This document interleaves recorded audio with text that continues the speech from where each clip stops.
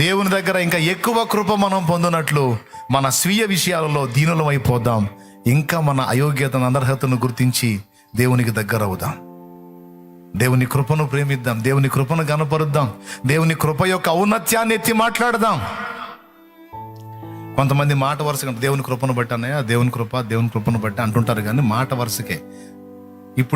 ఇప్పుడు అన్నారు అనుకో దేవుని కృపను బట్టి అని, ఇప్పుడు క్లారిటీ ఉంటుంది.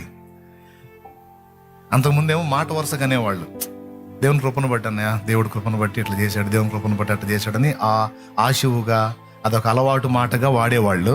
ఇప్పుడు మాట్లాడలేరు అట్లా. ఇప్పుడు కృప అనగానే ఆగుతారు. ఇక దేవుని కృప అన్నయ్య, దేవుని కృప అని గట్టిగా అక్కడ ఆగుతారా పరిగెత్తుతారా? ఎంతమందికి అర్థమైందండి నేను చెప్పింది? అబద్ధాలు ఆడకుండా చెప్పండి, అర్థమైతేనే చేతులు ఎత్తండి. నిజంగా అర్థమైందా?